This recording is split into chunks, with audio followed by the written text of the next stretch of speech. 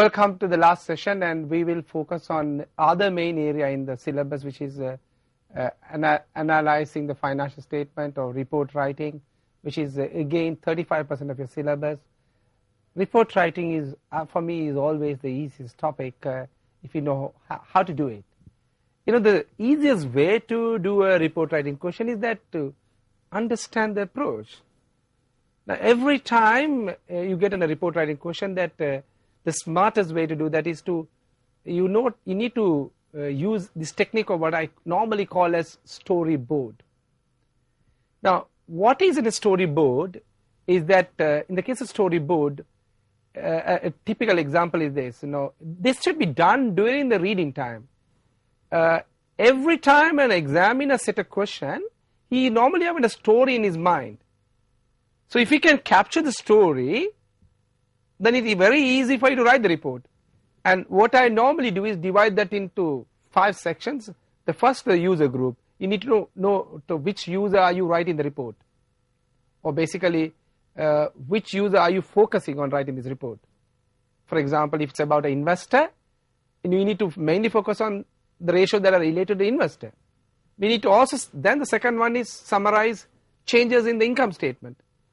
You should understand most of the time you don't need to really work out the ratio to write a report. You can just look at the figures and then try to understand, okay, what has happened. And then on the other side you can summarize the changes in balance sheet. Then you can use the next one to summarize whatever the other important changes that have taken place during the year. For example, you expanded into a new market. And then finally, the important observations, which is the story what the examiner expected out of you. Please note that once you do this, it becomes very easy. If I use this, how to do it for a question that came in the past paper. Actually, this is for your question in November 2008. Now I'm going to show you how to deal with it. In that particular question, the examiner wanted to get a report from you to see whether it is worth giving credit to a supplier, credit to a customer. Now, when he wants to find out whether to give a credit to a customer, now one thing that you should understand is what it should be your main focus. Can I recover my credit? Whatever credit I give, can I recover my money? So we need to find out what is current working capital position of the company. And in this particular question, the examiner made sure that there is a lot of symptoms of overtrading. Now, how do we spot symptoms of overtrading? Most of the time, if there is overtrading, you will find all working capital ratios have problems. But you'll find that the profitability ratios are okay. So if working capital ratios are a problem and the profitability ratios are okay, the story the examiner is looking from you is about writing about overtrading.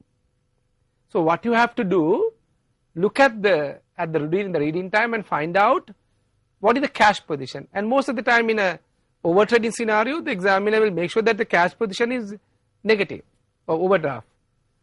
Also, the examiner will show that the other symptoms, like for example, massive short-term borrowings.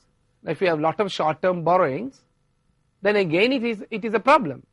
Now, if you take this particular question, that you notice that there is a massive increase in payable from 578 to 1,227, and another reason for overtrading is undercapitalization. Look at this particular question.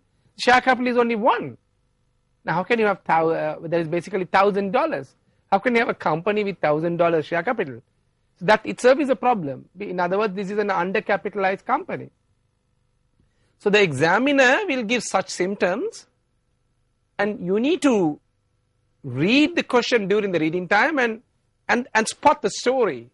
Once you understand the spots of story, now in this particular question you can easily spot the story, because look at the symptoms. You have a problem with cash, massive short-term borrowings, increase in payable, and also Another way the examiner can communicate that to is, he may say the new borrowings at a higher rate. So you are under pressure for cash actually. Then what happens is that you'll show on the income statement side, the revenue has gone up by a big percentage, profit has gone up by a big percentage. So your profitabilities are good, but you have a problem with your working capital. That is a good example of overtrading. So your report should entirely focus on that. Overtrading is a management problem. So you're not going to go and give credit to a company which has management problems. So most likely your suggestion would be that you're not ready to give credit unless they sort out the overtrading problem. How can you sort out an overtrading problem? The way to sort out the overtrading problem is to bring in new capital. So you can, for example, tell your customer, we are ready to give you more credit, provided you bring in more equity. So you also share the risk.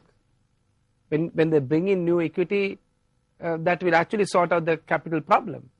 And then you can always give credit. Because don't forget, this company is anyway doing well with good profitability ratios. The issue is with working capital problem, and also issue is with having an issue of not having enough cash in the company. So bring in new equity. So that is one example of how to capture in a story by reading the question. If I take one more example, the examiner can give you two separate companies and ask you in this story about which company should we acquire. And most likely the examiner will do this, that a particular company, target company, gross profit may be high, whereas the net profit is a problem.